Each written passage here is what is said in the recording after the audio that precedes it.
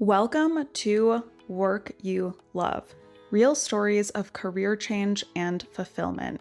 This is the show where we share real stories of people who once felt stuck in their careers, made a change, and found work that lights them up. I'm your host, Danielle.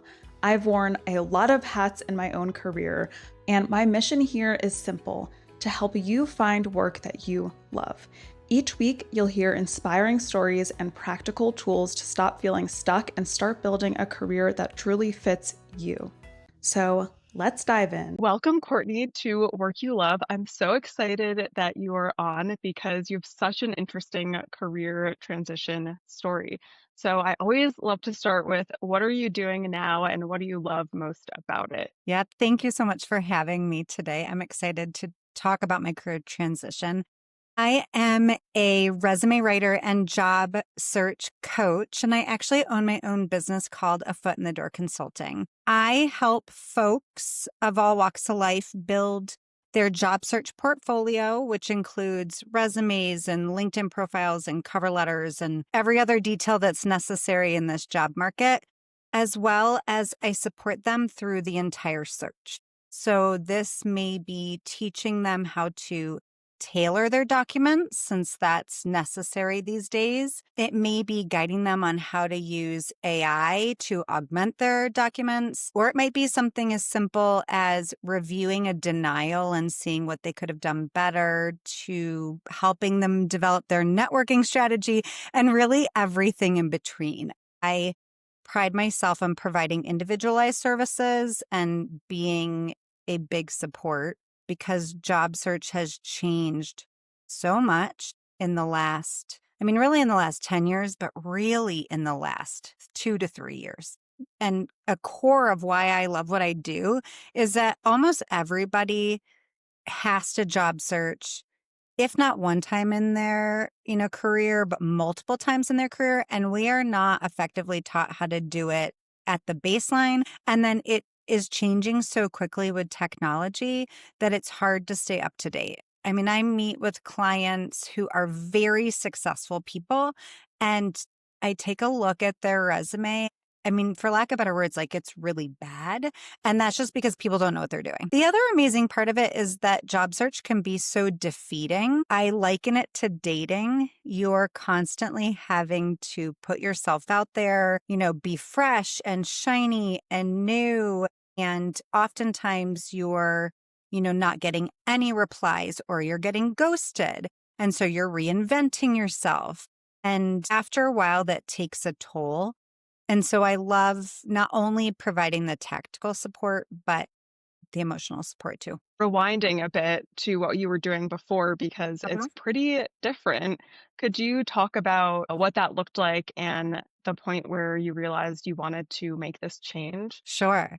So I always knew, or at least from a really young age, I knew I wanted to be a social worker. I vividly remember taking a sociology and psychology class I think it was junior year of high school, and being sucked in. I loved it. And so I went to school for both my bachelor's and then master's in social work, and immediately started my social work career. And I also knew that I wanted to be into leadership, right? So I knew I wanted to manage, I knew I wanted to build programs, and I did it. I moved my way up into senior leadership for a local nonprofit, managing over 4 programs and millions of dollars worth of services. And if you looked at what I was doing on paper, you would think that I had made it. And in many ways, I had. I was serving underserved populations. I was managing teams of people who I adored. I was mentoring staff, which I absolutely love to do. I'm working with, county agencies and other nonprofits and state agencies and leaders in our community. And I'm operating as a thought leader and all these things that I really wanted to do, but it was taking a major toll. And I think it was taking a toll in a number of different ways. It was taking a toll on my mental health. I was not able to come home and completely separate myself from my work. I was living inside my head. So my wife would often say, like, "Are you listening to me?" Because I was thinking, like, "Oh, I need to send this email," or, "Oh, we need to talk about this grant," or, "Oh, I need to propose this." And get with finance on that. And it took a toll on my physical health. I was drinking more because I was so stressed. I didn't have time to do things that I really like to do, like moving my body. And then it also took a toll on my social health, really, because I was working minimum 9 to 5, oftentimes more than that. And by the time I got home, I was done. I was spent. The type of agency I was running, instead of a lot of folks ramping down during COVID, we dramatically ramped up. Our budget more than tripled in a month, and we're having to do everything differently. And so once the COVID disruptions started to dissipate, for lack of better words, I was a mess. And my wife looked at me one day and was like, "You need to quit your job." And we were a dual income household, and my income was actually higher than my wife's at the time. And so the thought of me quitting my job had never crossed my mind, and probably never would have crossed my mind. But from the moment she sort of jokingly said it in passing to the time I resigned was 7 days. Oh, All I wow. needed was someone to plant the seed, and for really someone to, I mean, not that my wife needed to give me permission, but it's like anybody giving me permission to have the thought. That's all I needed. Plus some budget crunching just to see if, like, can I walk away from my job with nothing lined up? And I did. And it is absolutely the best thing that ever happened to me. Now, my story is a little bit different because I had had this little fork beginning earlier on, in which a lot of my social work career was in career services. I stumbled on it early in my career where I found a passion for writing resumes and helping people do this thing that nobody's taught to do. It was family, and then it was friends, and then it was friends of friends. And eventually my wife was like, "You should charge, start a business and charge." So I did. And so I'd been doing this. I'd earned my certification as a resume writer. But at the time that I left my job, I hadn't done it in 2 years because I was in senior leadership. And I just, as we already mentioned, I was maxed. So it wasn't even on my radar when I left my director level job. I really left to catch my breath. It's so cool that at some point you realize that something that was a hobby could become a full-time job. I say that to people all the time, where if you're feeling really lost or stuck in your career, take a look at, if no one initially is paying you to do something, what is it that you spend your time doing or really like helping people with? And that can always be a really good indicator of your next potential career move. So how did you kind of remember that yourself? How did you think like, oh, in the past I did this like resume writing, maybe I should start doing that again? You kind of came up for air after what sounds like major burnout. And Yeah. sometimes you really do just have to have one person say one thing to you, and then it kind of clicks of like, "Oh, wait, I can do that. I can take time off, crunch the numbers, and we're able to do that." So yeah, I'd love for you to talk a little bit more about how you then moved back into the resume writing. Sure. And before I get into that, something that I just thought of is as soon as I left, it's kind of like leaving a bad relationship. I had Mm, people around me saying, like, "Oh, thank God." Like, I could see how much it was taking a toll on you. Or, mhm, "I think this is such a good idea. Like, you have so much more to give, and this position was really taxing." Right. And so I knew I felt it, but it wasn't until I had left that I really knew it, even especially from other people's perspectives. Right. mhm. So how did I then make the pivot, almost like a return to something that I knew I loved but didn't know I wanted to do full time? I think the biggest piece is I did hire a career coach at point in time, and it actually makes me still emotional to say it to this day, is that I am a social worker through and through. Like, I am an empath, and I love people, and I love helping, and I love listening and seeing and meeting people where they are, which actually feeds 100% into what I do now. I mean, all of these skills are what make me a great resume writer and job coach. But I left knowing that I did not want to be a social worker anymore. Makes me cry, which is so hard. It's hard because it's really ingrained into who I am. So I did. I hired a career coach because I had zero idea what then I could do next. So in our very first session, she's just asking questions. She's just getting me talking, which is also what I do with my clients. And she got me started talking about my side business, and I couldn't shut up because I love it. And she paused me and she's like, "You have a career. Why are you not doing this?" And I'm like, I'm like, "I'm scared."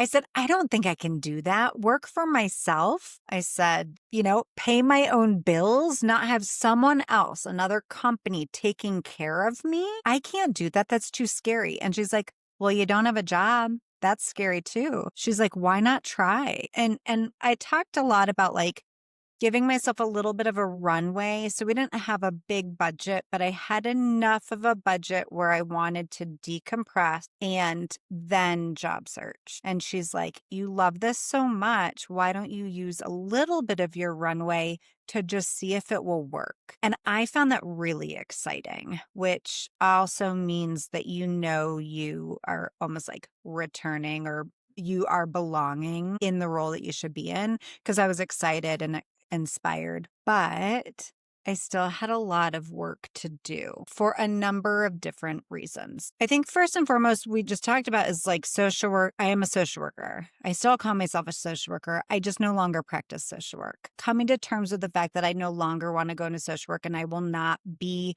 working with lower income people was a really hard thing to come to terms with, and that I would be doing work for profit. That was also a really hard thing to come to terms with. I think the bigger thing, though, is that my family, our culture, our capitalistic society really wants you climbing this ladder. And I had made it to where I wanted to be, and I had status. And it may not have been status like other people consider status, but I was well known in our community. I was considered a thought leader. I had a director level title, and then I'm leaving that. And that was really hard.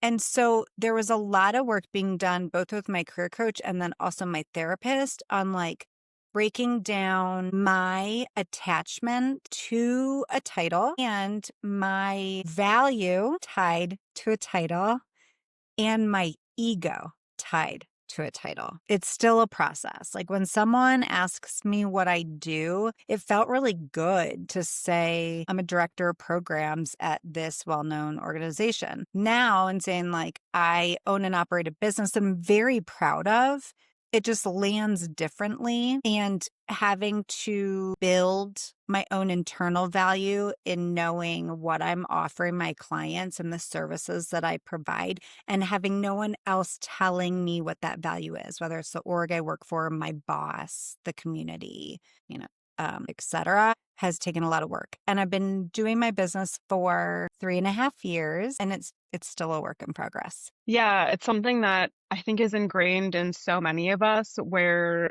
when we take on a role at a company or some kind of career title, it almost becomes part of our identity. So when you're looking to change careers, it's one of the biggest roadblocks to overcome is, how Mhm. do I unravel my identity from this thing that Yeah. I've been doing for so long? Yes. And I think the one thing that helped me in this process is just grounding into, well, what do I authentically want? What does my Yeah. ideal, day look like? And then what you said exactly too is understanding, why am I so attached to this title? What factors are underlying that? Like, what beliefs do I have when I don't have this title anymore? What does that mean about me? Does that mean that I'm not smart enough anymore, or, I shouldn't be in certain spaces? Really unraveling that is a huge component of like the career shift. And I think you did the right thing in that you got a coach and you were working with a therapist, because it's like a whole process. But just one, becoming aware of the underlying beliefs, and then two, like looking for evidence in your life where those beliefs aren't true. In your current position too, is like there's still this through line, of like Yes. helping people. I often tell folks that my foundation as a social worker makes me a fantastic resume writer and job search coach because it's active listening, it's understanding spoken and unspoken cues, it's helping people identify their strengths and tap into those strengths to do more and better. It's helping people understand their transferable skills. So, what we're talking about in myself and how I moved from a social worker to a job search coach is the same as what I do with my clients. And I'm going to use an extreme example because I helped my brother in law with this. He works in a rehab facility and he was helping someone do their resume that had worked in a club as a dancer. Now, sober after so many decades of not being, it's like, okay, well, how do we transfer these skills? He called me and I was like, oh my gosh, so many. She knows how to read a room. She has cash handling. She knows how to tailor services, all these things that she knows how to do. We just have to frame it to where she's going, not where she's been. And I had to do that for myself as well. I have this, plethora of skill sets that all relate to the work that I do now. Yeah, that was going to be something that I wanted to ask you is what do you think helped you the most in making the shift to letting go of this past almost version of yourself in this career to what you're currently doing now? If you can even summarize it and what was Yeah, the most helpful that's a thing. great question. I think it's really just putting myself out there, getting involved in, I'm a part of a resume writing and career coach association. So just like diving into that. And a part of that is getting rid of that imposter syndrome by just like immersing yourself and realizing that, this award winning resume writer also had a start. And a lot of them did not start as resume writers. They started as in HR or as recruiters or whatever else. So just like immersing yourself and kind of forcing yourself to get past imposter syndrome, tapping your friends and family, and just knowing that they will be your cheerleaders or finding your cheerleaders, whoever they are. The biggest is leaning into your inspiration. And as a small business owner, this still is true. I get what I call like an itchy feeling. I don't know how to explain it except for that. When I'm inspired, oh, I have an idea. My juices are flowing. I don't know what it means yet. And that's okay. I'm just going to start like capturing notes and writing ideas and then connecting with people and talking it out loud and lean into the inspiration because the rest of it will come. Yeah, you pointed out two really important things, which the first is your initial reaction when you were thinking about doing this again was that's too scary to have my own business. Your coach gave you really good advice of, just try it. And the second thing that you pointed out is you just exposed yourself to other people who Yes. were doing it. And then once you spoke to them, you realized they were in the same place that I was in at one point. And then your Yes. brain is like, okay, so this is possible for me too. And I think recognizing that we all have these same feelings at almost every stage in our career, right? If we're reflective and we're want to do better, then we're going to have these similar feelings. I mean, I've been doing this for 3.5 years. I have a well-established business. I have great partnerships and a good, a client funnel and, all the fancy words.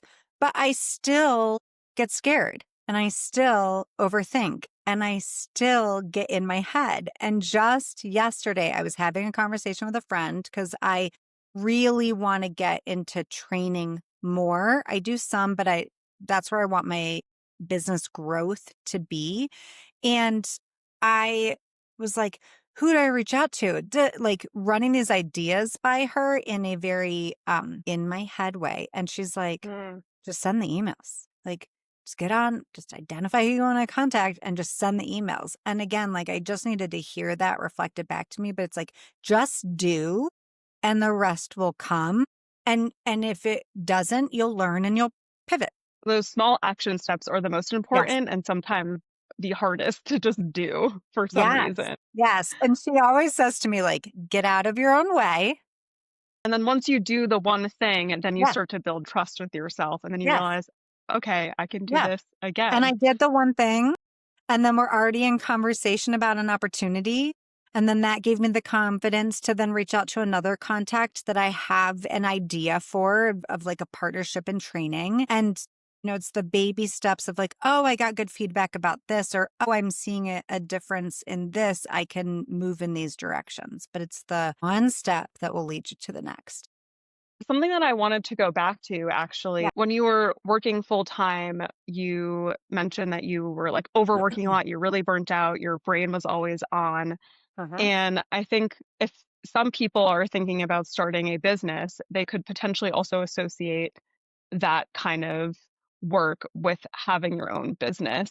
And I'm curious, have you been able to maintain, a nice work-life balance with having your own business? Yeah, so far. I mean, I think with running your own business, there are waves, right? So I just came off of a wave where I was a little bit worried about my referrals. And then I am now in a wave where I'm not worried about my referrals. And that's just small business ownership, but the benefits have completely outweighed any negatives in that I make my own schedule. My friendships are thriving because I can walk with a friend after, school drop off. I can go midday for lunch. I can not work a half day so that me and my friends can go on a hike. I can have more time with my kiddo. I can go to class events. There's so much that I'm investing in myself by having a flexible schedule that far outweighs any negatives. However, there's a however, and that is in order for me to be successful in my business, have to put up strict parameters because it can bleed into everything I do. If I wanted to, I could work straight till 9 p.m. every night because I am a solopreneur. I do want to grow my business. I want to have a better brand. I want to have more output. But then we're just getting back to where I was, right? Where I'm thinking about nothing else. I'm completely in my head all the time and I'm not present for anybody in my life. So, yes, I could work a lot if I wanted to. And I've learned that if I put in on the barriers, my business actually does not suffer, it thrives. And that's just a choice that I've made and then learned from. Yeah, I learned that the hard way in that when I started my business, I was, working. I mean, I still am working full time because I love my job, but working full time and then also doing my side hustle stuff Yeah. and feeling like, oh, this is only going to be successful if I like grind and work really hard. And then I realized that that was the one thing that was stopping me from being successful. And once I actually took time to rest was when I Yes. started to see success in Yes. my business. And it's funny because I had learned that in my career, in my day job, but not in my side hustle. It's So so hard that's when it's your own, right? Because yeah. it's your baby and it's what you're producing and only you're producing. Now, don't get me wrong, are there some nights where I work late? Absolutely. Are there deadlines that I have that I need to be up and working when I wouldn't normally? Sure, but that's typical for any project in your personal life or professional life where you're going to give more sometimes and not in others. But just making sure that you're keeping in check. Yeah, for sure. Another question that I just was thinking about could be really helpful for people is in those first few months when you started to Yeah. kind of dip your toes into this and build it, what did that look like from, okay, I'm just going to try this out. I have this wiggle room before I start applying to other jobs, it becoming something that you were going to pursue full time? Yep. So I don't know if you're someone who believes in stars aligning, and not that this is like a big wow moment, but as soon as I decided I was going to try doing this, I had numerous people reach out to me that either knew I had been a resume writer or had been a former client to see if I was still doing services. And I had not done services in 2 years. And I rarely, if ever, had gotten requests for services during that time. And then it was within a week or two that I had more than two, more than three requests for services. So that felt like, okay, that's wild that, I'm deciding to do this and then people are reaching out and I'm not even doing it. And then from there, it honestly was fake it till I make it. I started building some of the basics and I created a website. And for me, transparency is really important. I want it to be very clear what I'm doing, and bringing myself into the picture and how I work is really important because I think I offer something unique. So building a website, creating a professional email, and then just telling my friends and family and putting up blasts, blasting. And that was scary. I did have a little bit of like a foundation to start from because I'd done it before. But what I tell my clients now is that when you're wanting to do something new or you're needing to tap your network, start with your friends and family and shout it from the rooftops. If you can, like if you can tell people you're looking for work, sometimes that gets a little sketchy. And that's what I did. I posted to socials. I called my friends. I texted in group chats and I just said, this is what I'm doing. And clients just started trickling in. As I gained momentum, I would identify new things that I needed. So for example, I originally didn't have like a online calendar for people to book appointments. And so then as appointments started picking up, I'm just putting in new building blocks like getting Calendly so that that's automated and it's easy. And really, it was just like making the decision, then putting it out there. And to be honest, I had no idea if I was going to do it or not, but I was not telling people that. I was not saying, I'm trying this. Oh, I might do this full time. I'm really not sure. I mean, maybe my best friends, but I was not telling the world that. I was just saying, hey, I'm going back to resume writing. I'm really excited to do this. Contact me here. That's such a good point that you make, because when we're starting something new, we can have the tendency to shy away from it and Or say like, undermine it. yeah, or undermine it. The fact that you were able to, one, utilize your family and friends as your network, I think that people forget about that. You have a whole network built into your life, and you'd be surprised how many people are responsive to that. Yes. But then two, silence those little voices in your head of how you're feeling. And when you are reaching out, just confidently kind of fake it till you make it. Yeah. This is what I'm doing. Let me know if you're interested or someone else is interested. And to me, I didn't really set expectations, right? I didn't say like, this is going to be my forever job. And by next year, I'm going to be doing X. I knew what I needed to be making monthly and by when. And at the minimum, like I wasn't shooting for the stars. I was like, by X date, I need to be making X in order to support my family. And then I wasn't just asking friends, I was making an ask of my friends, which are two different things. This is what I say to clients all the time. You don't just say to someone, hey, FYI, I'm looking for work. You say, hey, I'm looking for work. Do you know anybody that does X? Or can you keep an eye out for this? Or can you let someone know about blank? My ask to my friends was, I'm jumping into this. Can you please let people know that you have a friend as a resume writer? Can you share this post on your Facebook page? I like that tip of give people tasks almost so that they have to Yes. get back to you in some way. They want to help. Yes. So if you're feeling insecure about asking, don't, because that's what people want to do. Well, and I think no matter if you're building your own business or you're just pivoting careers, right? My advice to folks is like, A, just make it known to the people that you can, and then ask for help. So for example, this business growth that I want to do in training, I have some friends that have contacts. And so I just reach out to them and I say, hey, I know you're connected to this entity. I really want to get connected with them. Are you able to put us in touch? They'll say no if they're not comfortable, right? They're my friends. But also, if you're looking to pivot your career and you want to go from, let's say, I have someone right now that wants to go from banking to nonprofit. It's like, okay, who do you know that are in nonprofits? Or who do you know that sits on a board? Who do you know that is somewhere in the mix? and just start asking questions or just start asking them to help. That's the number one most important thing when you are changing careers. Just reach out to people and talk to them, Yeah. and you kind of get two things out of that. You get a roadmap to what it takes to get Yeah. into that position, and then a potential referral Yeah. for that job. Yes.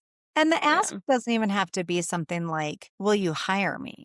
It literally can be something as simple as like, can you lend me can you guide me and provide me some insight on what you actually do day to day? Can you give me some exactly. insider info? And sometimes that can really make it or break it. What's one piece of advice for someone who is listening to this and is looking to change careers, but maybe they feel a little bit scared or they don't know what their next step should be? Great question. So I think first step is just to do a little research, right? Get a better understanding of what does the job actually do, right? What do you think it does? And then what does it actually do? And what are the skill sets you need to get that job? And I'm not talking education. Most employers these days are hiring for skills. So it's called skills based hiring. They are no longer hiring for education and titles, which is a Mm, pivot. And it's been a pivot that's been happening over the last 10 years. So, what skills do you need? What do you have? What is transferable and what do you need to acquire? And then second step is just what we were talking about. Figure out who within your network is somewhat connected to that field and gain some firsthand information. Now, a benefit with AI is you can ask AI a lot of questions and you can gather a lot of information. Do not have it be your only source because AI is not always right, but it is a good jumping off point. And if you're asking the right questions, it will give you links to articles or websites in which it gathered its information. And then you can just dig a little bit more. Like do some information gathering, figure it out. yeah, always a good first step. And that could sometimes include reaching out to people too to Yeah. just get information about any job. Yes. And if you're scared to reach out, like the doing a little digging can then help you say, I didn't realize this job entailed X. I know someone who works in X. I can Mhm. then reach out to them. Right. So it's just Yeah. like getting your juices flowing can then help figure out who to reach out to. Okay. And last question, what are you most looking forward to in your entrepreneurial journey? This is such a good question. So it goes back to what I was just talking about. My next step for my business is doing more trainings and workshops. I love partnering with both educational bodies and professional associations to help job seekers honestly learn to search in 2025. Job search has become so challenging. People don't know how to use AI correctly. HR is using AI to figure out what resumes have been written by AI. Resumes have changed drastically. Working is required. There is so much going on. And so while I do some teaching and training, bulk of my work right now is with one-on-one with clients. And I am super excited to launch a sort of like stronger arm of my business in that area. That does sound so exciting and so needed in the Yes. It marketplace. all goes back to what I said at the beginning. No one's taught how to do this, and especially now, it really should become a staple in sort of the ongoing professional development. Yeah. Well, thank you so much, Courtney, for taking your time to come on. This was such an insightful conversation, and I'm just so excited to see where you go with your business. Thank you. It was such a pleasure. Like I said, I could geek out on this all day. And I hope that I've been able to give some, wisdom or just my own personal experience to someone who's looking to make that leap. This was such a powerful conversation. Courtney shared so many incredible insights, and here are a few takeaways for you to carry with you on your own journey. The first is, if you're feeling unsure about what's next, maybe burnt out, stuck, unfulfilled, take a look at where you're naturally spending your time outside of work. Courtney loved helping friends and family with their resumes. When she left her job and wasn't sure what to do next, her career coach brought it up and it instantly lit her up again. Follow what inspires you. 2.